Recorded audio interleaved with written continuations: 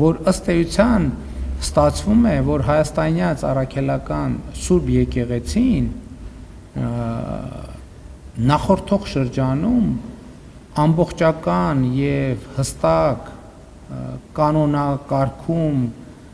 եւ կանոնադրություն այդպես էլ նորմալ չի ընդունել։ Եվ մինչև վերջին այդպիսի փաստաթուղթը ցարական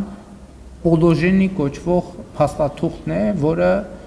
որի ավանդույթով մեծ հաշվով,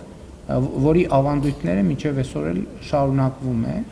եւ նույնիսկ արդարադատության նախարարությունում գրանցած այն փաստաթղթում, որը ներկայացված է կանոնադրություն, դա ընդգծված է եւ արձանագրված է կանոնադրություն ընդունելու անհրաժեշտությունը։ Կանոնադրություն, որը ի վերջո կանոնակարգի հայաստանյան առաքելական Սուրբ եկեղեցու գործունեությունը եւ հարաբերությունները։ Եվ ուզում եմ ֆունդամենտալ խնդրի անդրադառնալ բարեվարկություն։ Ես շատ բարձ հարց եմ տալիս։ Մենք այսքան մեխանիզմներ ենք ստեղծում, որպեսզի պետական պաշտոնյաների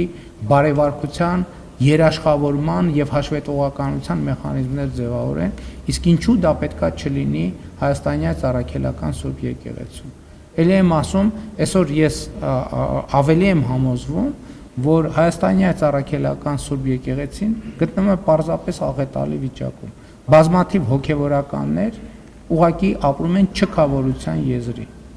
Մինչդեռ մի այլ խումբ հոգևորականներ շատ մեծ հարստություններ ունեն։ Եվ սա խնդրեմ է, որը պետք է լուծել։ Մեր եկեղեցիներում համատարած երգչախմբեր չկան, որը պարտադիր կարևոր պայման է պատշաճ պատարակներ մատուցելու եւ ծառայություններ իրականացնելու համար եւ այլն եւ այդպես շարունակ։ Էլ չեմ ասում բարեվարկության մասին։ Եվ սա մի հարց է, որը նաեւ առնչվում է պետական քաղաքականության հետ եւ մենք նախկինում էլ բազմիցս ասել ենք, մենք կարծում ենք, որ հայաստանյան առաքելական Սուրբ եկեղեցին պետք է գործի թափանցիկության դաշտում,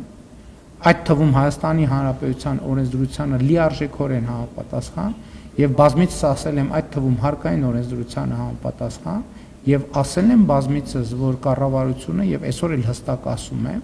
որ եկեղեցու գործունեության արդյունքում գեներացված հարկային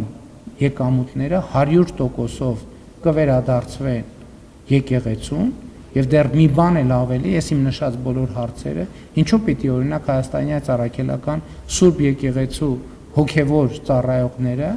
սոցիալական երաշխիքների մի մինիմալ համակարգ չունենան, ինչու։ Մարդիկ, որ հեռավոր եկեղեցիներում են ծառայում, հեռավոր գյուղերում են ծառայում, մենք գիտենք այդ մարդիկ ոնց են ապրում, ինչ սոցիալական վիճակում են ապրում։ Բազմաթիվ մարդիկ չքավորության մեջ են պարզապես ապրում։ Ում խնդիրն է դա։ Դա այդ թվում հայաստանյան առաքելական Սուրբ եկեղեցու հավատավոր հետևորդների, բայց նաև կառավարության խնդիրն է, պետության խնդիրն է։ Եվ ես նկատի ունեմ, այս խնդրի մեջ բազմաթիվ շերտեր կան,